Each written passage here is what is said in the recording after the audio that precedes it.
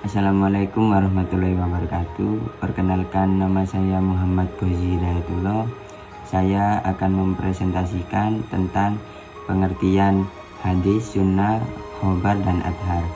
Pengertian hadis: kata hadis atau al-hadith menurut bahasa berarti al-jadid, sesuatu yang baru. Lawan kata dari al-qadim, sesuatu yang lama. Kata hadis juga berarti al-khobar, berita, yaitu sesuatu yang dipercakapkan dan dipindahkan dari seseorang kepada orang lain. Kata jamaknya ialah al-hadith. Dari sudut pendekatan kebahasaan ini, kata hadis dipergunakan baik dalam Al-Quran maupun hadis itu sendiri. Dalam Al-Quran misalnya dapat dilihat pada surat At-Tur ayat 34, surat Al-Kahfi ayat 6, surat Ad-Duha ayat 11. Bentuk-bentuk hadis Nabi. Dari berbagai definisi hadis di atas diketahui terdapat berbagai bentuk hadis, yaitu yang pertama hadis fi'li, dan yang kedua hadis qaulwi, yang ketiga hadis takriri, yang keempat hadis ahwali, dan yang kelima hadis hammi.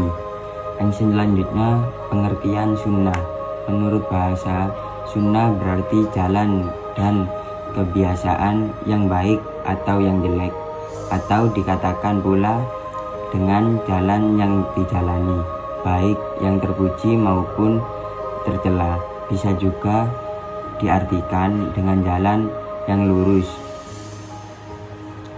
Dalam Al-Quran, kata sunnah mengacu kepada arti ketetapan atau hukum Allah. Hal ini seperti dapat dilihat pada surat Al-Kahfi ayat 55, Al-Isra ayat 77, dan Al-Anfal ayat 38.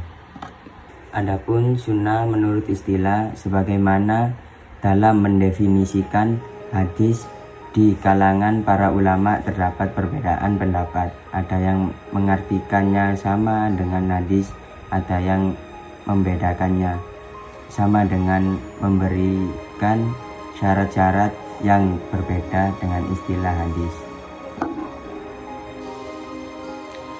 Kata sunnah berarti sama dengan kata hadis dalam pengertian terbatas atau sempit, sebagaimana dirumuskan oleh bagian ulama hadis di atas. Dengan demikian, jumlah sunnah secara kuantitatif jauh lebih banyak dibandingkan kata sunnah menurut para ahli usul fikih. Para ulama yang mendefinisikan sunnah sebagaimana di atas, mereka memandang diri Rasulullah SAW sebagai uswah hasanah atau qudwah. Yang selanjutnya pengertian khobar dan adhar. Secara bahasa, khobar berarti warta, berita yang disampaikan dari seseorang kepada seseorang. Dari sudut pendekatan bahasa ini, kata khobar sama artinya dengan hadis. Bentuk jamak dari khobar adalah akbar, sedangkan secara istilah khobar adalah berita, baik yang datang dari Nabi Shallallahu Alaihi Wasallam, sahabat, ataupun berita dari tabi'in. Ulama lain mengatakan bahwa khobar adalah sesuatu yang datang selain dari Nabi Shallallahu Alaihi Wasallam. Sedang yang datang dari Nabi Shallallahu Alaihi Wasallam disebut hadis. Ada juga yang mengatakan bahwa hadis lebih umum dari khobar. Pada keduanya berlaku kaidah. Sedangkan pengertian adhar secara bahasa berarti bekasan sesuatu atau sisa sesuatu. Adhar juga bias berarti nukilan, yang dinukilkan.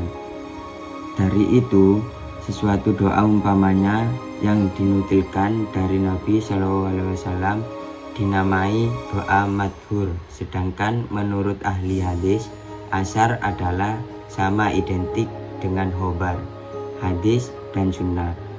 Karena itulah seorang muhadis juga disebut sebagai seorang adhari yang dinisbatkan kepada kata adhar itu sendiri. Dari keempat pengertian tentang hadis, sunnah, khobar, dan adhar, sebagaimana diuraikan di atas, menurut jumhur ulama, hadis dapat dipergunakan untuk maksud yang sama, yaitu bahwa hadis disebut juga dengan sunnah, khobar, atau adhar. Begitu pula halnya sunnah dapat disebut dengan hadis, khobar, dan adhar. Maka hadis mutawatir disebut juga sunnah mutawatirah. Begitu juga hadis sahih dapat juga disebut dengan sunnah sahihah, khobar sahih, atau adhar sahih. Cukup sekian dari saya, kurang lebihnya mohon maaf. Assalamualaikum warahmatullahi wabarakatuh.